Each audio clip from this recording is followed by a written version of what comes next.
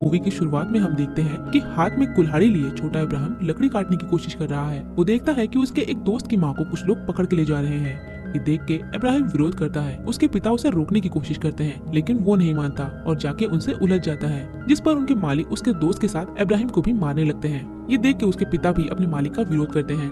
इस तरह से सबके विरोध करने पर उसके दोस्त की माँ तो छूट जाती है, लेकिन इस विरोध के लिए उन्हें एक बड़ी कीमत चुकानी पड़ती है। उसी रात इब्राहिम देखता है कि उनका मालिक जैक, जिसके साथ अभी थोड़ी देर पहले ही उनकी बहस हुई थी, वो उनके घर पे आया है। उसने उसकी सोती हुई माँ के हाथ में कुछ किया, जिससे उसकी माँ बीमार रहने लगी। कोई भी डॉक्टर या हकीम उसकी माँ को ठीक नहीं कर पाया और जल्द ही वो इस दुनिया को छोड़ के चली गई। इब्राहिम के पिता को ये एहसास हो गया कि जैक ने बदला लेने के लिए उसकी पत्नी के साथ ऐसा किया। साथ ही इब्राहिम के मन में बदले की भावना को भांपकर उसकी माँ को कब्र देने के बाद इब्राहिम के पिता उसे प्रॉमिस लेते हैं कि वो कभी भी इस बदले की भावना को अपने मन में न रखे और ये सारी घटना को भूल जाए। हम देखते हैं कि इस घटना के अब 9 साल बीत गए हैं। इब्राहिम अब बड़ा हो गया है। उसके पिता भी अब इस दुनिया को अलविदा कह चुके हैं, लेकिन इब्राहिम अब भी बचपन की उस घटना को नहीं भूल पाया है। आज भी वो अपनी माँ के कातिल से बदला लेना चाहता है। वो रोज रात एक बार में जाके ड्रिंक करते हुए जैक को मारने के बारे में सोचता रहता है। एक दिन अचानक हेनरी नाम का एक आदमी उसके पास आके बोलता है कि कोई भी इंसान इतना ड्रिंक तब करता है जब वो किसी लड़की के प्यार में हो या फिर किसी के मर्डर की फिराक में हो।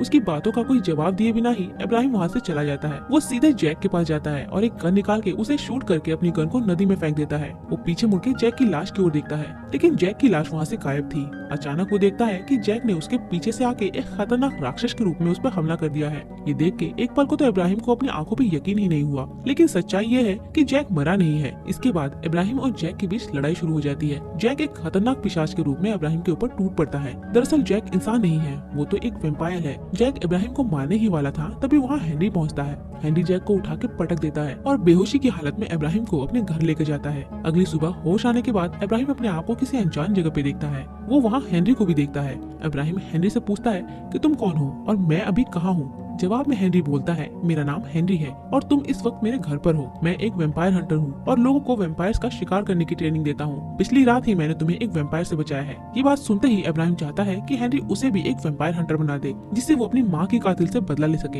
हेनरी इब्राहिम को बोलता है कि अगर तुम सिर्फ बदला लेने के लिए सीखना चाहते हो तो तुम कहीं और जा सकते हो, लेकिन इब्राहिम अपनी जिद पर अड़ा है। वो बोलता है कि तुम मुझे प्लीज अपनी तरह लड़ना सिखा दो। तुम जो बोलोगे मैं वो करने को तैयार हूँ। हेनरी बोलता है, ठीक है, लेकिन सबसे पहले तुम मुझसे वादा करो कि तुम अपने मन से बदले का ख्याल निकाल दोगे और एक शिकारी की तरह जिंदगी जियोगे। न तुम्हारा कोई दोस्त होगा और न ही कोई परिवार, क्योंकि अगर वैम्पायर्स को तुम्हारे किसी अपने के बारे में पता चला तो वो सबसे पहले तुम्हारे अपनों पर ही हमला करेंगे। इब्राहिम हेनरी की बातों से बिना सोचे ही राजी हो जाता है, क्योंकि वो उस राक्षस को मारना चाहता है जिसने उसकी माँ की जान ली थी। उसके बाद शुरू होती है इब्राहिम की ट्रेनिंग। हेनरी इब्राहिम को वैम्पायर्स के बारे में सारी जानकारी देता है। हेनरी बोलता है कि तुम वैम्पायर्स को आईने में नहीं देख सकते। वैम्पायर्स चांदी की किसी भी चीज से बहुत डरते हैं, इसीलिए हमेशा चांदी के हथियार से ही उनका शिकार किया जाता है और जब भी उनके शिकार के लिए जाओ तो हमेशा तुम्हारे पास 2 प्लान होना चाहिए। आगे हेनरी वैम्पायर्स के लीडर एडम के बारे में बोलता है कि एडम भी एक वैम्पायर है, उसकी एक बहन भी है और इन दोनों भाई बहन ने मिलकर अमेरिका के लोगों को वैम्पायर बनाना शुरू किया है। ये अमेरिका के सारे लोगों को वैम्पायर बनाना चाहते हैं। इब्राहिम की ट्रेनिंग खत्म करने के बाद हेनरी उसे शहर भेजता है, जहाँ इंसानों की भीड़ में बहुत सारे वैम्पायर्स रहते हैं और इब्राहिम को उन वैम्पायर्स का शिकार करना है। इब्राहिम उस शहर में पहुंचकर एक दुकान पे काम करना शुरू कर देता है।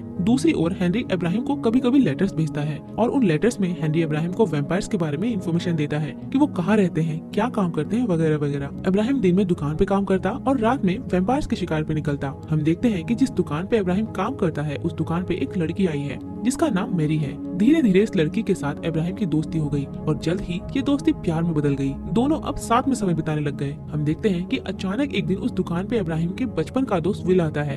इब्राहिम उससे मिलकर बहुत खुश हो जाता है। इसके कुछ ही दिनों बाद हेनरी भी इब्राहिम से मिलने पहुंचता है। हेनरी इब्राहिम को एक चांदी की घड़ी गिफ्ट करता है। वो इब्राहिम को बोलता है कि जैक तुम्हारी गर्लफ्रेंड मैरी के बारे में सब कुछ जान गया है और किसी भी समय वो मैरी को मार सकता है, क्योंकि तुमने भी उसके बहुत से साथियों को मार दिया है। अब हेनरी इब्राहिम को जैक को मारने के लिए बोलता है। इतने दिनों से इब्राहिम इसी का ही तो इंतजार कर रहा था। इसके तुरंत बाद इब्राहिम जैक को मारने के लिए निकल पड़ता है, लेकिन जैक बहुत शक्तिशाली है, उससे लड़ना इतना आसान नहीं। एक लंबी लड़ाई के बाद इब्राहिम जैक को मारने में सफल हो जाता है, लेकिन मरते हुए जैक एक राज खोल देता है। वो इब्राहिम को बोलता है कि सिर्फ मुझे मारने से तुम सारे वैम्पायर्स का खात्मा नहीं कर सकते और तुम जिसे अपना दोस्त मानते हो वो हेनरी भी एक वैम्पायर है। ये सुनते ही इब्राहिम जैक को मार देता है। इसके बाद इब्राहिम हेनरी से मिलने जाता है।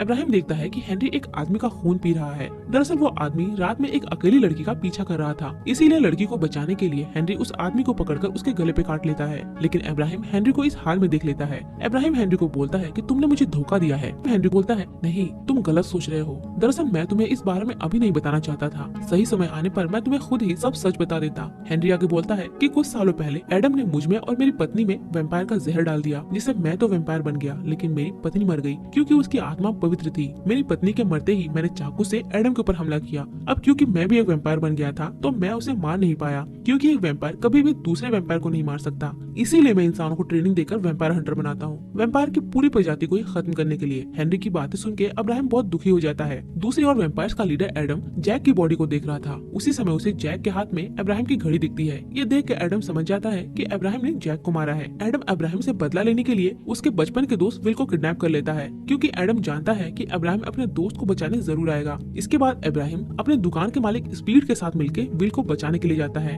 वहाँ पहुँच के वो देखता है कि सारे वैम्पायर्स मिलकर इंसानों का खून पी रहे हैं। अब्राहम स्पीड को बाहर ही रोक के खुद अंदर जाता है। इसके बाद अब्राहम वहाँ के वैम्पायर्स को मारना शुरू कर देता है, लेकिन एडम की बहन बहुत चालाक है, उसे फंसाना आसान नहीं। वो अब्राहम से बच जाती है और जल्द ही अब्राहम को अपने जाल में फंसा लेती है। वो अब्राहम को बोलती है कि तुम हेनरी को मार के हमसे हाथ मिला लो, लेकिन अब्राहम उनकी बातों से राजी नहीं होता। तब एडम उसके दोस्त को मारने की धमकी देता है। वो चाकू लेकर उसे मारने ही वाला था कि तभी स्पीड एक घोड़ा गाड़ी लेकर वहाँ पहुँचता है। वो अब्राहम और विल को बचा के वहाँ से चला जाता है। इसके कुछ ही दिनों बाद अब्राहम मैरी से शादी कर लेता है। इसके बाद अब्राहम वैम्पायर हंटिंग छोड़कर पॉलिटिक्स ज्वाइन कर लेता है, अमेरिका में अश्वेत लोगों को गुलामी से बचाने के लिए। ये खबर मिलते ही हेनरी अब्राहम को सावधान करता है कि वैम्पायर्स गुलामों के खून से ही अपनी प्यास बुझाते हैं। अगर तुम गुलामी के खिलाफ गए तो उनका खून पीना बंद हो जाएगा और तब वो अपनी प्यास बुझाने के लिए आम लोगों पे हमला करेंगे। लेकिन अब्राहम हेनरी की कोई भी बात नहीं सुनता और इसके पीछे की वजह ये है कि बचपन में उसने भी अपने माता पिता के साथ गुलामी की है और इस गुलामी के चलते ही उसे अपनी माँ को खोना पड़ा। इसीलिए अब्राहम अब किसी भी तरह इस गुलामी को खत्म करना चाहता है।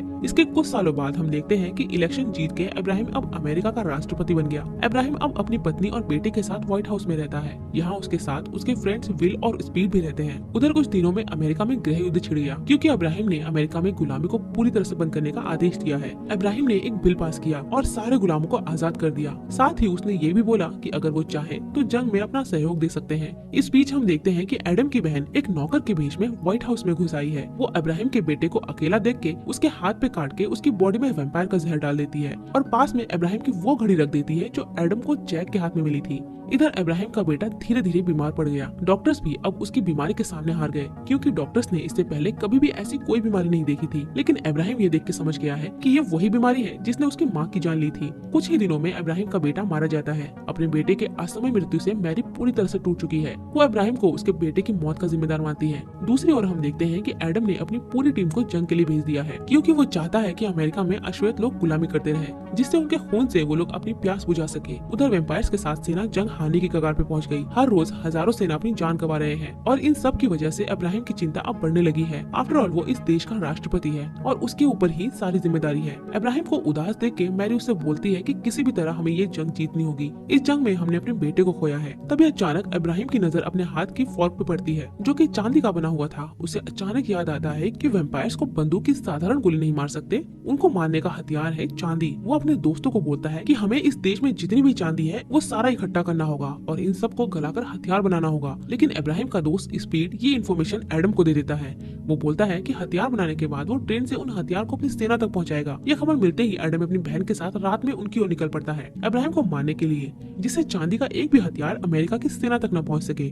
जिस समय एडम अब्राहम को मारने जाता है, रास्ते में उसे अब्राहम की पत्नी मैरी दिखती है, लेकिन ट्रेन न छूट जाए इसलिए वो उन्हें छोड़ देता है। एडम अपनी बहन के साथ अब्राहम की ओर जल्दी से आगे बढ़ता है। दूसरी ओर हम देखते हैं कि ट्रेन तक वैम्पायर्स के पहुंचने से पहले हेनरी वहां पहुंच गया है। हेनरी अब्राहम को बोलता है कि तुम्हारे दोस्त ने तुम्हें धोखा दिया है, तुमने उसे जो भी बोला उसने सारा का सारा एडम को जाके उगल दिया। अब्राहम हेनरी की बातें सुन के मुस्कुराता है, क्योंकि अब्राहम ने ही स्पीड को एडम के पास भेजा था, जिससे वो उसे ये झूठ बोल सके कि अब्राहम ट्रेन से सारे हथियार अमेरिका की सेना तक पहुंचा रहा है, क्योंकि अब्राहम श्योर है कि ये बात जान के एडम ट्रेन के ऊपर अटैक करेगा। इसीलिए उसने एडम को बेवकूफ बनाने के लिए ये जाल बुना। एडम जब तक अब्राहम को मारने के लिए पहुंचेगा तब तक मैरी उन हथियारों को सेना तक पहुंचा देगी। हम देखते हैं कि ट्रेन में एडम पहुंच गया है। एडम सबसे पहले विल को ट्रेन से नीचे फेंक देता है। उसे बचाने के लिए अब्राहम उसकी ओर भाग के पहुंचता है। तभी एडम पीछे से अब्राहम को पकड़कर उसे काटने की कोशिश करता है। ठीक उसी समय हेनरी एडम के ऊपर कूद पड़ता है। अब हेनरी और एडम लड़ने लगते हैं। दूसरी ओर हम देखते हैं कि एडम की बहन ने ब्रिज पे आग लगा दी, जिस ब्रिज के ऊपर से ट्रेन अभी गुजरने वाली है। थोड़ी ही देर में एडम देखता है कि ट्रेन में एक भी चांदी का हथियार नहीं है। जिसे देख के वो समझ जाता है कि उसे एक जाल में फंसाया गया है। एडम गुस्से में इब्राहिम के दोस्त स्पीड को मार देता है। इस बीच उनकी ट्रेन उस ब्रिज के ऊपर से गुजरती है जिसपे एडम की बहन ने आग लगा दी। ब्रिज पे पहुंचते ही ट्रेन के 2 टुकड़े हो जाते हैं। इब्राहिम विल के साथ भाग के अपनी जान बचाने की कोशिश करता है, लेकिन एडम उनके ऊपर हमला करता है। एडम गुस्से में इब्राहिम से पूछता है कि सारी चांदी कहाँ है। उसी समय इब्राहिम अपने हाथ में रखी चांदी की घड़ी से एडम के पेट में घुसा मारते हुए बोलता है कि ये है चांदी। इसी के साथ ही एडम वहीं पे मारा जाता है। उधर ट्रेन जलती हुई ब्रिज के किनारे तक पहुंच गई। इब्राहिम और विल का बचना मुश्किल लगता है, लेकिन हेनरी उन्हें बचा लेता है। हेनरी के इस मदद ने दोबारा इब्राहिम का भरोसा जीत लिया। इब्राहिम उसको शुक्रिया बोलते हुए कहता है कि इसका मतलब ये है कि कुछ पिशाचों पर भरोसा किया जा सकता है। हेनरी पूछता है कि अगर हथियार इस ट्रेन में नहीं है तो कहाँ है। इब्राहिम हेनरी की ही कई बातों को दोहराता है कि एक अक्लमंद आदमी ने मुझे सिखाया था कि हमेशा एक और योजना जरूर होनी चाहिए। दूसरी तरफ हम मैरी को देखते हैं जो कि सारे हथियार के साथ समय पर पहुंच गई। वहाँ मैरी एडम की बहन को देख लेती है। वो तुरंत ही समझ जाती है कि इसी औरत ने उसके बेटे को मारा है। मैरी एक बंदूक उठा के अपने गले से चांदी का चैन निकाल के उसमें डाल देती है और एडम की बहन की तरफ फायर करती है। एडम की बहन वहीं मारी जाती है। आगे हम देखते हैं कि अमेरिका की सेना ने चांदी के हथियार से सारे वैम्पायर्स को मार दिया है और इब्राहिम अब ये जंग जीत गया है।